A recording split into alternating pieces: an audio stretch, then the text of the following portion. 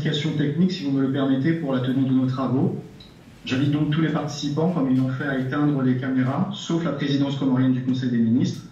Je vous remercie également d'éteindre tous les micros lorsqu'il n'y a pas de prise de... Excellences, Monsieur le Président de l'Union des Comores, Excellences, Messieurs les membres du Conseil des ministres de la COI, Monsieur le Secrétaire général, Mesdames et Messieurs, bonjour, salama, salam alaikum.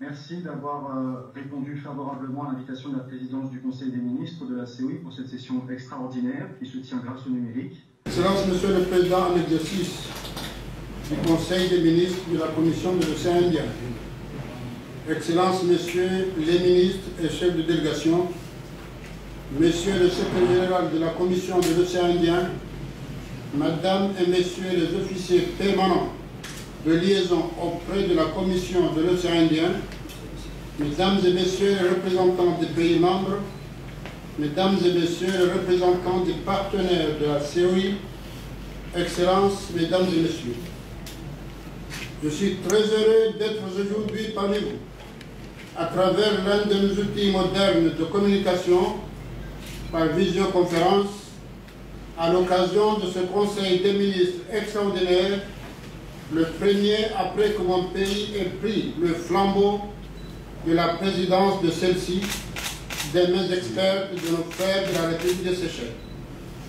C'est vous dire combien l'Union des Comores est honorée d'assurer cette présidence annuelle de la Commission de l'océan Indien qui marque à tous égards la volonté et la capacité de mon pays, et notamment de sa diplomatie, à s'acquitter de son devoir en assurant le travail de coordination de notre coopération régionale.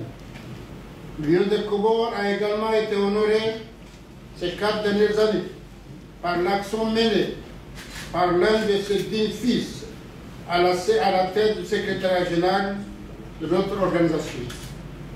Ainsi, au moment où M. Amadi Madi Bolero s'apprête à passer très prochainement le flambeau à son successeur, je voudrais, au nom de tous les pays membres de l'EIF, de la COI, lui adresser nos sincères remerciements et nos chaleureuses félicitations pour l'œuvre qu'il a accomplie dans le cadre de la mission que nous lui avons confiée.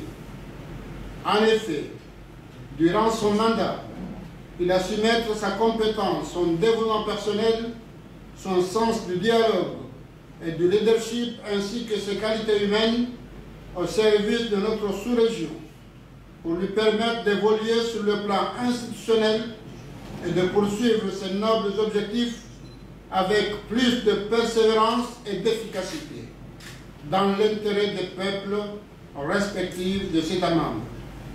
J'adresse en même temps nos vives félicitations ainsi que de nos vœux de réussite et nos encouragements au niveau secrétaire général dans l'exercice de sa mission et lui assurer de notre soutien, convaincu qu'avec ses qualités humaines et ses grands talents, il saura relever les défis auxquels fait face aujourd'hui la COI.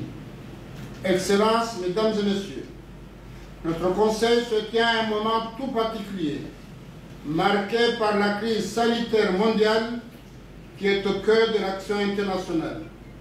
En ce sens, qu'elle mobilise toutes les énergies pour venir à bout de cette crise inédite qui nous a tous pris au dépourvu.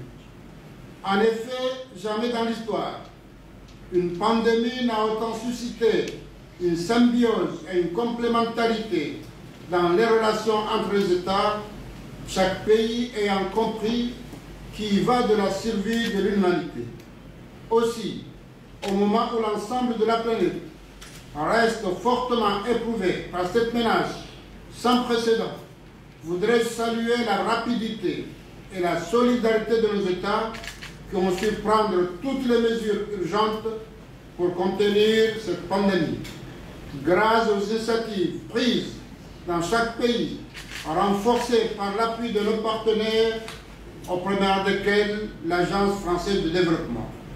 Cette redoutable pandémie a prouvé encore une fois que nos pays ont toujours su mutualiser leurs efforts pour démontrer que la solidarité dans notre région est une réalité appelée à rayonner au-delà de notre espace indiano-océanique.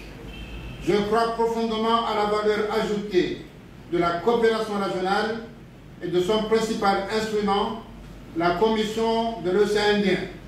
Mon pays qui est ravi d'avoir abrité le 3 août 2019 la retraite ministérielle qui allait impulser l'évolution institutionnelle de notre organisation consacrée par la déclaration de Moroni sur l'avenir de la COI. Je me réjouis que mon pays ait été le premier de nos États membres à ratifier cette année l'accord de Victoria révisé qui ouvre la voie à cet élan de modernisation de notre organisation régionale. Excellences, Mesdames et Messieurs, au moment de clôture, je voudrais adresser à toutes les délégations présentes mes vœux de succès pour cette session extraordinaire du Conseil des ministres de la COI, ainsi que mes chaleureuses et fraternelles salutations à vos chefs d'État et gouvernements respectifs. Merci à vous tous. Merci de votre engagement et merci de faire encore avancer aujourd'hui un peu plus cette commission de l'Océan Indien qui est notre maison commune et le premier cercle de solidarité régionale de tous nos États membres. Je déclare ouverte cette session extraordinaire du Conseil des ministres de la COI. Je vous remercie de votre attention.